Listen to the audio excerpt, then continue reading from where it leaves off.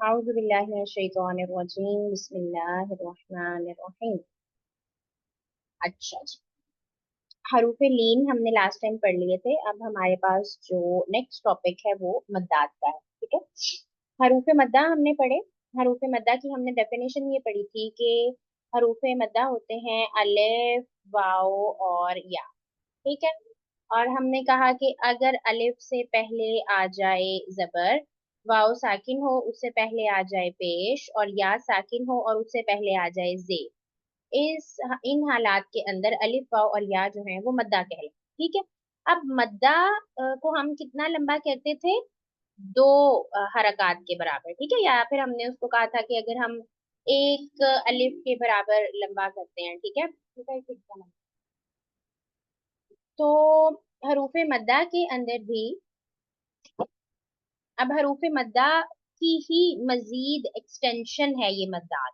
ठीक है, इसकी बहुत ज्यादा डिटेल होती है और काफी ज्यादा इकसाम होती है, लेकिन क्योंकि हम बेसिक लेवल पे पढ़ रहे हैं तो हम सिर्फ उतनी डिटेल पढ़ेंगे जो हमें कुरान पाक की रेसिटेशन के अंदर हेल्प करेगी। ठीक है, तो आपने देखा होगा कुरान पाक के अंदर दो तरह के आपको सिंबल्स नजर आते हैं। एक इस तरह का नजर आता है और एक कुछ इस तरह का नजर आता है। ठीक है, तो इनमें से एक जो है वो बड़ा बड़ी मद कहलाती है और दूसरी जो है वो छोटी मद कहलाती है। ठीक है, अब इसके अंदर हमारे पास कुछ कंडीशंस हैं।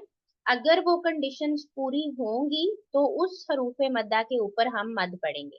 जैसे अलिफ है तो या हम उस पे छोटी मद पढ़ेंगे या हम उस पे बड़ी मद पढ़ेंगे। ठीक है, लेकिन कब पढ़ेंगे ये आज हम अपने टॉपिक के अंदर देखेंगे। तो सबसे पहली कंडीशन तो आपको पता चल गई कि हरूफे मद्दा लाजमी होने चाहिए। ठीक है, सबसे पहली कंडीशन क्या है मद के लिए? कि हरूफे मद्दा लाजमी है। अब हमने देखना है हरूफे मद्दा के बाद क्या है। ठीक है, अब पहली रीजन है आपके पास, हरूफे मद्दा के बाद अगर हमजा आ जाता है। हरूफे मद्दा के बाद अगर हमजा आ जाता है। ठीक है, अब हमजा इस तरह भी आ सकता है, और हमने पढ़ा था कि अगर अलिफ के ऊपर कोई भी हरकत आ जाती है, जबर जेर या पेश, तो वो भी हमजा ही कंसिडर होगा। ठीक है, तो इसको भी आप हमजा ही समझेंगे, और अगर इस तरह आ जाए तो ये तो वैसे ही हमजा है। तो पहली जो मद की टाइप है वो हम पढ़ रहे हैं कि अगर हरूफे मद्दा के बाद हमजा आ जाए। अब इसकी दो कंडीशंस है। ठीक है, अगर तो हमजा जो है वो आ रहा है सेम कलिमा में। ठीक है, यानी उसी कलिमा में आ रहा है हमजा, एक ये कंडीशन है। और दूसरी कंडीशन है कि डिफरेंट कलिमा में है। ठीक है, ये दो आपके पास हो गई कंडीशंस। तो अगर तो सेम कलिमा के अंदर आ रहा है उसको हम कहेंगे कि ये बड़ी मद है। ठीक है, और अगर डिफरेंट कलिमा के अंदर आ रहा है तो उसको हम कहेंगे कि ये छोटी मद। ठीक है, तो पहली हमने क्या पढ़ी? हरूफे मद्दा के बाद अगर हमजा आ जाए, अगर हरूफे मद्दा के बाद हमजा आती है तो मद तो लाजमन है, होनी ही होनी। अब वो छोटी होगी कि बड़ी होगी वो हमें पता चलेगा सेम या डिफरेंट से। अगर उसी कलिमा में आएगी, सेम कलिमा में, फॉर एग्जाम्पल मैं आपको इसकी एग्जाम्पल देती हूँ। जिस तरह अब यहाँ पे देखिए, अब ये क्या है? जा। ठीक है, अब ये जो आपका सिंबल होता है ना, ये बड़ी मद का सिंबल होता है। अब देखें कि जा इज वन वर्ड, और वन वर्ड के अंदर ही हरूफे मद्दा अलिफ आ गया, उसके बाद हमजा आ गई। तो सेम वर्ड के अंदर ही उसी कलीमे के अंदर हरूफे मद्दा के बाद हमजा आ गया। ये सारी उसी की एग्जाम्पल। ठीक है, हमजा उसी कलीमे में, सेम कलीमे में आ गया तो ये बड़ी मद कहलाएगी। और ये जो बड़ी मद होती है इसको आप 3 to 4 हरकत लंबा करते हैं। ठीक है, यानी हरूफे मद्दा से 3 to 4 टाइम्स ज्यादा आपने इसको लंबा करना है। फॉर एग्जाम्पल, जा, जी, सू, औलिया, दुआई, यशाउ। ठीक है, तो ये सारी किसकी एग्जाम्पल्स हैं? बड़ी मद की मशक है जिसके अंदर हमजा सेम कलीमे में आया। तो पहली कंडीशन हमने पढ़ ली, ठीक हो गया। अब दूसरे हमने कहा था कि अगर हमजा दूसरे कलीमे में आ जाता है। ठीक है, तो उसकी मैं आपको एग्जाम्पल यहाँ से बता, ये देखिए, अब ये वाला जो सिंबल है ये छोटी मद कहलाता है। ठीक है, इसको हम 2 to 3 हरकत लंबा करते हैं, ज्यादा फर्क नहीं होता।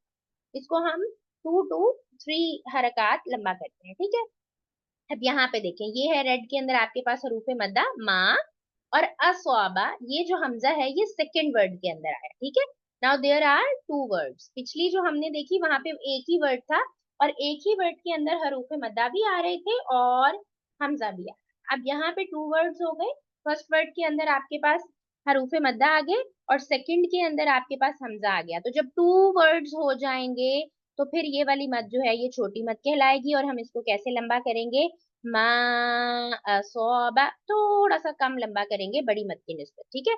बनी आदम मा अमर कौलू आमन्ना कमा उर्सिला इला अजलिन। ठीक हो गया। तो ये आपकी है प्रैक्टिस स्मॉल मद की। और जो हमने पहले एग्जांपल्स देखी वो थी हमारे पास बड़ी मद। तो पहली तो ये आपके पास हालतें हो गई, ठीक है। अब दो हमारे पास कंडीशंस और रह गई हैं, वो क्या है, वो दोनों बड़ी मद की। पहली है हरूफ मद्दा के बाद वाले हर्फ के ऊपर अगर शद आ जाए, ठीक है, और हरूफ मद्दा के बाद वाले हर्फ के ऊपर अगर जज्म आ जाए। अगर शद आ जाए अगर जज्म आ जाए, इन दोनों सूरतों में भी हम बड़ी मद करेंगे, ठीक है। तो दाबतिन, अब इसको हम किस तरह पढ़ेंगे, दिस नीड्स प्रैक्टिस, ठीक है। कि आपने इसको लंबा भी करना है, देखें अब ये हरूफ मद्दा है ना, अलिफ मद्दा, और उसके बाद आ गया बा, ठीक है।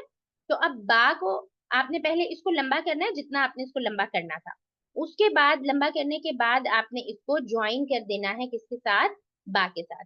यानी दाबतिन, ब जो है ना ब, इसको आपने सख्ती से पढ़ना है ताकि पता चले कि आप दाल को बा से ज्वाइन करें।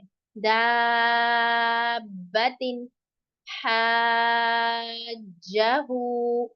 वस्सोफाती वला तहाज़ून वला ضالين अतुहाजुनी।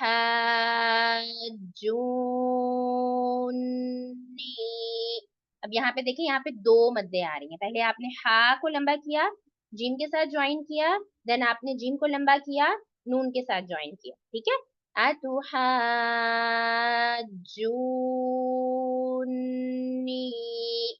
तो इसके अंदर क्या चीज इंपॉर्टेंट है, first you have to extend and then you have to join, ठीक है। दोनों चीजें जरूरी हैं। ऐसा नहीं है कि आप सही से एक्सटेंड नहीं कर रहे और ज्वाइन कर रहे हैं, या ऐसा भी नहीं करना कि आप एक्सटेंड कर रहे हैं लेकिन ज्वाइन आप इतना कर रहे हैं कि पता ही नहीं लग रहा आप उसको ज्वाइन भी कर रहे हैं। तो अब इसकी आपने इंशाल्लाह आपको रिकॉर्डिंग मिल जाती है ना लेक्चर्स की, तो ये वाला पार्ट आपने निकाल के ज्यादा सारी इन 6 वर्ड्स की आपने प्रैक्टिस करनी है। और नेक्स्ट क्लास में मैं पहले आप सब से इन वर्ड्स में से कोई भी वर्ड सुनूंगी और उसके बाद हम अपने नेक्स्ट टॉपिक की तरफ जाएं, ठीक है। थ्योरी हमने सारी पढ़ ली, हमने याद कर लिया है, वो आपको अपने डेफिनेशन जाहिर सी बात है याद करनी है, लेकिन फिलहाल प्रैक्टिस आपने सिर्फ इन 6 वर्ड्स की करनी, ठीक हो गया। और दूसरा जो हमने पढ़ा था वो क्या था, अब यहाँ पे देखिए, हमजा जबर अलिफ आ, ये अलिफ मद्दा आया, उसके बाद जो लाम है उसके ऊपर जज़म आ, ठीक है। तो हमने अलिफ के ऊपर छोटी मद लगा दी और हमने इसको लंबा कर दिया, छोटी नहीं बड़ी, आना, ठीक है। अब इसके अंदर चूंकि लाम साकिन है तो इतनी ज्यादा जोर से इसको ज्वाइन करने की जरूरत नहीं है, आल आना, ठीक हो गया जी। तो ये है आपके पास बड़ी मद। तो ये आपके पास थी आपका मद का टॉपिक, बहुत इजी टॉपिक है, कोई बहुत कॉम्प्लिकेटेड नहीं है और आसान है, जस्ट लंबा करना है। सिर्फ ये वाला जो पार्ट है ये प्रैक्टिस मांगता है और इस वीक में आपने इसकी प्रैक्टिस करनी है और नेक्स्ट में मैं फिर इंशाअल्लाह अजीज आपसे सुनूंगी, ठीक है।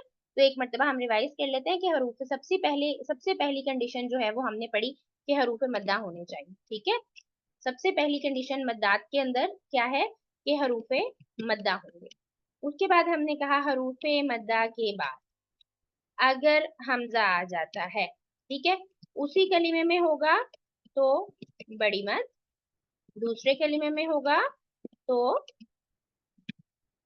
छोटी मद, ठीक है। यहाँ तक क्लियर हो गया। उसके बाद हमने कहा अगर हरूफ मद्दा के बाद वाले हर्फ पर शद आ जाए या जज़म आ जाए तो उस सूरत में भी हम बड़ी मद करेंगे, दैट्स इट।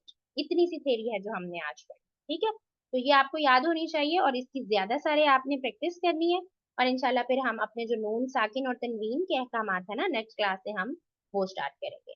तो अब अगर आप में से किसी को कोई बात समझ में नहीं आई तो आप पूछ लें, या कोई वर्ड आपको डिस्टर्ब कर रहा है तो आप वो पूछ लें, मैं आज प्रैक्टिस नहीं करवा रही, प्रैक्टिस इंशाल्लाह मैं नेक्स्ट क्लास में, पहले हम प्रैक्टिस करेंगे, मैं आप सबसे सुनूंगी, ठीक है। इस वीक में थोड़ा इसको आप पढ़ें, तो इंशाल्लाह फिर हम नेक्स्ट टाइम पहले प्रैक्टिस करेंगे, और अगर आपकी प्रैक्टिस ठीक हुई तो फिर हम अपने नेक्स्ट टॉपिक पे जाएंगे। तो अब अगर आप में से किसी ने पूछना है तो आप पूछ लें, मैं आप लोगों के माइक ऑन कर रही हूँ, वरना फिर हम क्लास को कंप्लीट करते हैं, ठीक है जी।